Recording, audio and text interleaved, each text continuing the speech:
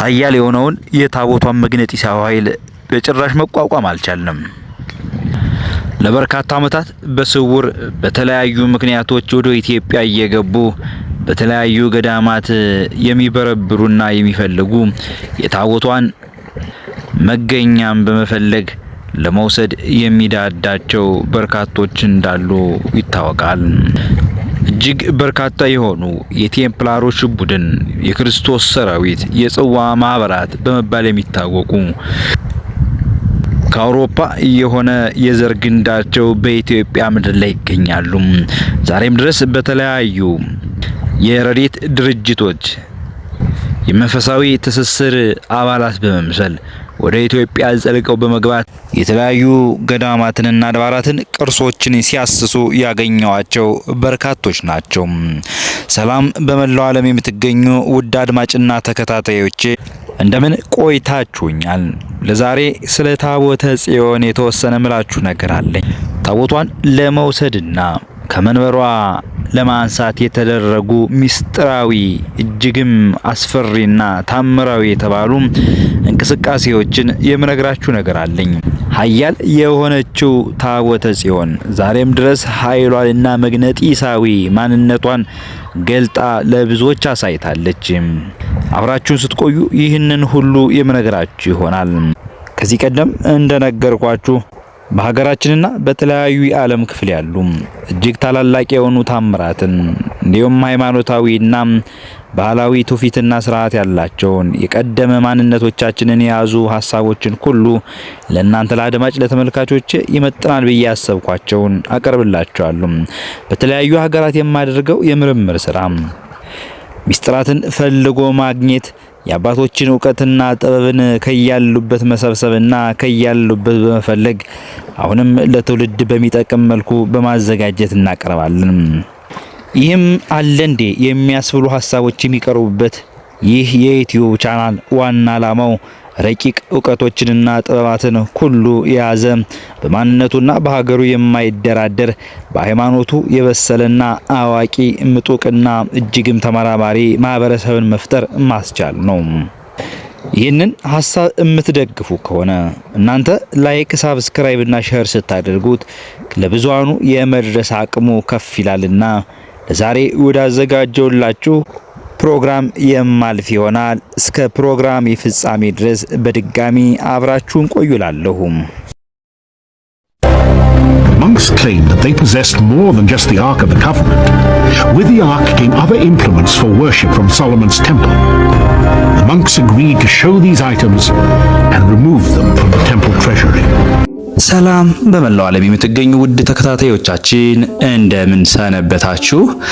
አሁን እንደሚታወቀው በእኛ የዩቲዩብ ቻናል በርከት ያሉ ሀሳቦችን ይዘንበት እንመጣለንና ለአንባቢ ለአድማጭና ለተከታዮቻችን በሙሉ ይመጥናል ብለን ያሰብናቸውን ሀገረሰባዊ ዕውቀቶች፣ ዓለም አቀፋዊ ዕውቀቶች፣ ምርምሮች እንዲሁም በተለይ ከጥንታዊ መዛግብት አንጻር ሰዎች ቢያውቁት ቢረዱት ይጠቅማቸዋል ብለን ያሰብናቸውን ሁሉ ይዘን ለአድማጭ ለተመልካች ይዘን የምንቀርብ መሆኑ ይታወሳልና በዛሬው ደግሞ ይዤላችሁ የምቀርበው እጅግ አስደናቂ የሆኑ ከፍልጋዎች መካከል ያረጋገጥኩትና ምናልባት እናንተ ብትሰሙት ብዬ ያሰብኳቸው ነገሮች አሉና ይሄ ምንድነው? በታቦተ ጽዮን ጋር ተያይዞ የሚነሱ በርካታ ጥያቄዎች አሉ ዓለም ላይና ብዙ ተመራማሪዎች፣ ደራሲያን በዚህ ጉዳይ ላይ ጽፈዋል፣ ተንትነዋል፣ የራሳቸውን የግል ምልከታም ተናግረዋል። እኔም ትውልድ ነኝና በፍለጋዬ ወቅት ያጋጠሙኝ በጣም ታምራዊና እጅግ አስደንጋጭም አስገራሚም አስፈሪም የሆኑ ሁነቶች አሉ። እነዚህ ቀስ እያልን የመገልጽላችሁ ይሆናል። ምናልባት ትንሽ ነገሮችን እንዳያናጉ ፈራለሁ።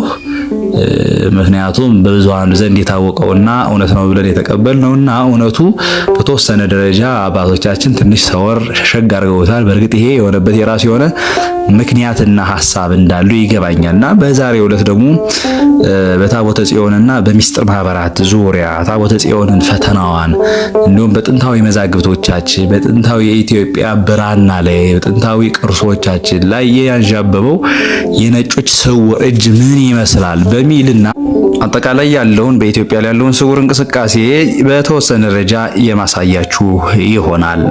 ቤተሰቦች ሆይ እናንተ ላይክ እና ሳብስክራይብ ስታደርጉ ለኛ ለዩቲዩብ ቻናላችን ይጠቅማል፣ ለብዙሃኑ ዘንድም ተደራሽ እንሆናለንና ከደከምን አይቀር ሰዎች እንዲያደምጡ ትምህርት እንዲማሩበት ሐሳብ ሸር እንዲያደርጉበት ይሁን። ላይክ፣ ሳብስክራይብ፣ ሸር በማድረግ ኃላፊነታችሁን ተወጡ፣ አበረታቱን። ታቦተ ጽዮን በኢትዮጵያ እንዳለች ከሚያረጋግጡ መረጃዎች ውስጥ ወደ ኢትዮጵያ ታቦቱን አጅበው የመጡ ካህናት ይዘውት የመጡት 2 መለከትና የሊቀ ካህኑ አክሊል ተገኘ ይላል የሰሞኑ መረጃችን። እግዚአብሔርም ሙሴን እንዲህ ብሎ ተናገረው ይላል ቅዱሱ መጽሐፍ። 2 የብር መለከቶች አጠፍጥፈህ ላንተ አድርግ፣ ማህበሩን ለመጥራት ከሰፈራቸው ለማስጓዝ ይላል ዘኍልቍ ላይ። ታዲያ እነዚህ ከእግዚአብሔር በታዘዘው መልክ ሙሴ የሰራቸው ቅዱሳን ዕቃዎች የት ይገኛሉ የሚለው ጥያቄ ነው። እዚህ ጋር ተያይዞ ዘ ሴክሬት ኦፍ ዜንቻሊ በሚል ርዕስ የጽዮናዊ ጽዋ ማህበር ሚስጥራት ፍለጋቸውንና አሰሳቸውን ይዤላችሁ መጥቻለሁ። ፍለጋ ያልቅምና የሰው ልጅ ከስጋዊ ምኞትና ፍላጎቱ በዘለለ ለሚኖርበት ጽኑ ዓላማና እውነተኛ ማንነት በጥብቅ የመፈለግ የማሰስና የመጠየቅ የመመርመርና የመመራመር ባህሪ ሊላበስ ይገባዋል ብዬ አምናለሁ። እንደ ድል ሆኖ የተፈጠረባት ምድር በአንጡረ ሀብቷ ወደር የማይገኝላት ተፈልጎና ታስሶ የማያልቅ እጅግ ጥንታዊ ማንነት ያላት የተለየች ምድር ነች ሀገራችን። ምንም እኛ በተለያዩ ችግሮች ውስጥ ወድቀን ስለ ሀገራችን ሀብትና ንብረት እንዲሁም አንጡረ ሀብት መረዳትና መፈለግ ቢሳነን እንኳ ኢትዮጵያ በልጅ ልጆቻችን የምትገለጥ ሩቅ ላይ የተሰቀለች መራሄ ብርሃን ትመስለኛለች። እንደ መርገም ሆኖ የመጣንባቸው መንገዶች፣ ደካማ የፖለቲካ አመራሮች እንዲሁም የሃይማኖት አባቶች ቸልተኝነት ብዙ ዋጋ ቢያስከፍልም ዛሬም ግን ያረፈደ የማንነት ፍለጋዎች ከተዳፈኑበት የሚገልጣቸውን ትውልድ ይፈልጋሉ። ኢትዮጵያን ጨምሮ የዓለምን ታላላቅ ሚስጥራት ዶሴን በመሰብሰብ በማጥናት እንዲሁም በረቀቀ መንገድ የራስ ለማድረግ በተለያዩ ዘመን እጅግ ሚስጥራዊ የስለላ ድርጅቶችና የጽዋ ማህበራት ተመስርተዋል። ከማህበራቱ ጥንክርና የተነሳ ለበርካታ መቶ ዓመታት ሰንሰለታቸው ሳይቋረጥ ሚስጥራቸውም ሳይገለጥ ማንነታቸውም ይፋ ሳይወጣ ዘመንን ያስረጁ እጅግ ተጽዕኖ ፈጣሪ የስለላ ድርጅቶች ሆነ የጽዋ ማህበራት ይገኛሉ። ዛሬም ድረስ ጓዳችን የምትፈጽም እያንዳንዷን የሀገር ህልውና በቀላሉ ለማወቅ እጅግ ሚስጥራዊ በሆነ የስለላ መረብ ይጠቀማሉ። ሀገራችን በዚህ ተንኮል ከተጠለፈችም ቆየት ብላለች። በተለይ የጽዋ ማህበራት አንዳንዶቹ እጅግ በረቀቀ መልኩ ከመከወናቸውም የተነሳ ህልውናቸው ያለ እስከማይመስል ድረስ ህቡ ናቸው። ሚስጥራቸውም ከማህበራቸው የሚወጣው ከማህበሩ በድንገት አፈንግጦ የወጣ በሌላኛው ማህበር የተሰለበ ሰው ሲኖር ብቻ ነው። ከኒህ ሚስጥራዊ የጽዋ ማህበራት አንዱና ዋናው ለዛሬ ለኛ ፕሮግራም የሚመጠነን የጽዮን የጽዋ ማህበራት ይባላሉ። ጽዮናዊነት በሄብሬው ኢየሩሳሌም የሚል ትርጉም ሲኖረው ይህም ግን ቃሉ የተወረሰው ከመጽሐፍ ቅዱስ ነው። ይህ ህቡ እንቅስቃሴ በዘመናዊ መልክ በ19ኛው መቶ ክፍለ ዘመን ቢቋቋምም ለበርካታ መቶ ዓመታት ከጀርባው ሚስጥራዊ እንቅስቃሴዎችን ሲያከናውን የኖረ ማህበር እንደሆነ ይነገራል። አሁን ይህ የጽዮናዊነት መጠሪያ ዓለም እንዲረዳው የተደረገው በቋሚነት እስራኤላውያን እንዳሸዋ ከተበተኑበት አህጉራቸው ወደ አገራቸው ለመሰብሰብ የተቋቋመ ታላቅ ዝና ያለው ማህበር እንደሆነ ብቻ ነው የሚነገረው። ነገር ግን ይህ የጽዮን የጽዋ ማህበር እንደ አውሮፓውያን የዘመን ስሌት በ1099 ወይም በ11ኛው መቶ ክፍለ ዘመን በአውሮፓ የተበተኑ ሊቃውንት በሚስጥር ተሰብስበው የመሰረቱት የጽዮን ቤተ እምነት የተሰኘው ሃይማኖታዊ ተቋም በገሃዱ ዓለም የሚገኝ ሚስጥራዊ የሆነ ድርጅት ነው። በ1975 በፓሪስ ብሔራዊ ቤተ መዛግብት ቢብሊዮቴክ ናሲዮናል ለመጀመሪያ ጊዜ የተገኘውና ሚስጥራዊው ሰነድ ወይም ደግሞ ሌ ዶሲዮ ስክሬ ተብሎ የሚታወቀው የብራና ጽሑፍ እንደ ሰር አይዛክ ኒውተን፣ ሳንድሮ ቦችሊኒ፣ ቪክቶር ሁጎና ገናናው ሊዮናርዶ ዳቪንቺ ያሉ በርካታ የጽዮን ቤተ እምነት አባላት ስም ይፋ ማድረጉ ይታወቃል። እኒህ ዓለም ላይ በዘመናቸው ገናና የነበሩ ሰዎች ከተመሰረተበት ከ1099 እስከ 1ኛው መቶ ክፍለ ዘመን በተለያየ ዘመናት ተጽዕኖ ፈጣሪ ግለሰቦች የሆኑ የሚስጥር የጽዮን ማህበራት መሪዎች ነበሩ። ይህ ማህበር ለ900 ዓመታት አካባቢ ሚስጥሩ እንደተጠበቀ እንቅስቃሴውም እንደቀጠለ ዓለም ላይ የነበሩ ሚስጥራዊ ኩነትና ታቦተ ጽዮንን ጨምሮ የቅዱሱ ጽዋን ቅርሶችና እንቅስቃሴዎችን ሲመረምር ለመውሰድም ሲጥርና ፍላጎቱን በስውር ሲያስፈጽም ኖሯል። ይህ ድርጅት ሚስጥሩ በፓሪሱ ቢብሊዮቴክ ናሲዮናል ሚስጥራዊ ሰነድ እስከተጋለጠ ድረስ በርካታ እንቅስቃሴዎችን ከውኗል። የኛይቱ ሀገር ኢትዮጵያም ከሰለባዎቹ አንዷ ናት።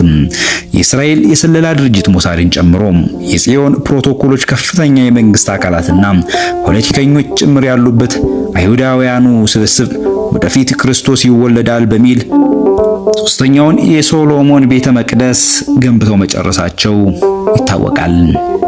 ይህም ቤተ መቅደስ የሚጠብቀው የሶሎሞን ታቦት የጽዮንን ጽላት ነው ይባላል። በእርግጥም የሌዋውያን ሙሴ ጽዮን የሰሎሞን መጽናኛ ታቦተ ጽዮን ከእስራኤል ምድር ወደ ኢትዮጵያ ከመጣች ብዙ ሺህ ዓመታት ስላስቆጠረች በረከት ከእስራኤል ምድር ጸጋም ከኢየሩሳሌም ተነስቷል። ወደ ሀገሯም ትመለስ ዘንድ የቅዱስ ሶሎሞን ምኞቱ ነበረች። በሰሎሞን ስርወ መንግስት ከመንበሯ የተነሳችው ጽዮን ወደፊት ይወለዳል በሚሉት በመሲሁ ኢየሱስ ትመለሳለች ብለው በቀቢጸ ተስፋ ቤተ መቅደሱን አንጸው ጽዮንን ከመንበሯ ኢየሱስን ከዙፋኑ እስኪመጡ በቀቢጸ ተስፋ ይጠብቃሉ። ይህ ታቦተ ጽዮን ከኢትዮጵያ ለመውሰድ በተለያዩ አዝማናት ቢሞክሩም ከመንበሯ ትነሳ ዘንድ ፈቃድ እግዚአብሔር አይደለምና ፈጽሞ ሊያገኟት አልተቻላቸውም። እኒህ በጣም ድንቅና ህው የሆነ የስለላ ድርጅት ውስጥ የሚንቀሳቀሱ የሞሳድ አካላት በኢትዮጵያ የተለያዩ ገዳማት ስውር እጃቸውን በመክተት ለኢትዮጵያ ገዳማትና አድባራት እጅግ ፈተና ሆነው ከከረሙ እድሜ ዘመናት አልፏቸዋል። በተለይ እስራኤል ከተፈታተነችበት አገግማ በ1948 እንደ ሀገር ከተመሰረተች ወዲህ የጽዮን ጽዋ ማህበርን ጨምሮ ሞሳድና የተለያዩ ሚስጥራዊ ተቋማት እንደ ኦፒስ ዴይ ያሉ የቫቲካን የካቶሊክ ሚስጥራዊ ማህበር እምነትን ከመመረዝ አንስቶ ታቦተ ጽዮንን ከመንበሯ ነጥቆ ለመውሰድ ቢታሰብም ታቦተ ጽዮን የነበረችበት ያለችበት ወደፊትም የምትኖርበት ሁኔታ እጅግ መግነጢሳዊ ኃይሏ በጊዜ የሚገለጽ ሚስጥር ነው እንዳሉት አበው ተሰውራባቸዋለች። ለዛ ነው አበው እውነተኛዋ የታቦተ ጽዮን መገኛ እዚህ ቦታ ነበር፣ እዛ ቦታ ነበር እያሉ ለዘመናት ቦታና ጊዜ እየቀያየሩ ሲናገሩም የምንሰማው። እንዲሁም በዚህ ዘመን በርካታ ሚስጥራዊ ዕቃዎችን እንዲሁም የአዳም ኤዶም ቅዱሳን ምድር ለመውረስ ይሞክራሉ፣ ግን የቻሉ አይመስሉም። እኛም የአባቶቻችን ልጆች በመሆን ከታሪኩ በመቋደስ ሚስጥራን በመፈለግና በማሰስ እንዲሁም በመመዝገብ ለልጅ ልጆቻችን የምናወርሳቸው እውነተኛ ሀገርና ሃይማኖት ይኖር ዘንድ ኃላፊነታችን መወጣት ግድ ይለናል። ካሊያ አይኖቻችን እያዩ ጆሮአችን እየሰሙ ሀገር ሀብትና ንብረት ቅርስና የሺህ ዘመናት ታሪኮች ሲወረሱ ማየት የሚያሳፍር ነውና ሁላችንም ልንነቃ እና ታሪክን ለልጆቻችን ልናወርስ ይገባናል የሚል መልእክቴ ነው። ይህ በእንዲህ እንዳለ እኒህን የመሳሰሉ ታሪኮችን ለመፈለግ የመጡ ቴምፕላሮች እንዲሁም የተለያዩ የሚስጥር ማህበራትን የሚመሩ ሰዎች ይህንን ታላቋን ታቦተ ጽዮንን ለማየት እንዲሁም ለመውሰድና ሶስተኛውን ቤተ መቅደስ ገንብቶ ለማስረከብና ታቦቷን በዛ ለማንገስ የሐሰተኛውን ነብይ የመሲያቸውን ኢየሱስ ብለው እነሱ የሚያምኑትን ለማስገባት ብዙ ጥረት ቢያደርጉም ከፍተኛ የሆነ መግነጢሳዊ ኃይሏ ከፍተኛ ታምራትን እንደሰራ በተለይ ከ12ኛው መቶ ክፍለ ዘመን እስከ 17 እና 18ኛው መቶ ክፍለ ዘመን በነበረችበት ዘመን ብዙ ታምራት እንደተገለጠ እንደተነገረና እንደሆነ ይነገራል። እነ ፕሬስተር ጆንን ጨምሮ በርካታ የታሪክ ጸሐፍትና ታላላቅ ሰዎች ተብሎ የሚታመንባቸው ሁሉ ይህንን ታሪክ ጽፈው አልፈዋል። የታቦቷ መግነጢሳዊ ኃይል ዛሬም ድረስ የሚገለጥባትና አይነኬ ሆና ራሷን ያስከበረች እንደሆነ ዘ ሳይል ኤንድ ዘ ሲል መጽሐፍ ደራሲ የሆነው የግራሃም ሃንኮክ ምስክርነትን ጨምሮ በርካታ ጸሐፊዎች መስክረውላታል። ውድ አድማጭና ተከታታዮቼ ለዛሬ እዚህ ላይ ላብቃም። በርከት ያሉ ሐሳቦችንና የተለያዩ እውነቶችን በተለይ በታቦተ ጽዮን ላይ በርከት ያሉ እውነቶችን ፈጣሪ እድሜ ከሰጠን የምንናገር ይሆናል። በእርግጥ ቅድም እንደነገርኳችሁ በርካታ የሆኑ ይፋ መውጣት የማይገባቸው ነገሮች ቢሆኑም እስከ መቼ ሕዝብና ምዕመን ሳያውቃቸው ተደብቀው ይቆያሉ የሚል እምነት አለኝ። ዘመን፣ ጊዜ፣ ቦታ፣ ሁኔታ እነዚህ ሲመቻቹ የሚገለጡ በርካታ እጅግ የሚያስደንቁ ለሀገር አልፎም ለዓለም ሊተርፉ የሚችሉ ታምራትን እድሜ ጤና ከሰጠን የምንገልጥ ይሆናል። ለዛሬ በዚህ ላብቃም። እናንተ ላይክ፣ ሳብስክራይብ፣ ሼር ስታደርጉት በቅንነት ለብዙዎቹ የመድረስ እንዲሁም ሐሳቦቻችን ለበርካታ ምዕመን የመዳረስ አቅም ይኖራቸዋልና በቅንነት ቤተሰብ ኃላፊነታችሁን ተወጡ እያልኩኝ በሌላ ፕሮግራም እስክንገናኝ ሰላም ላለው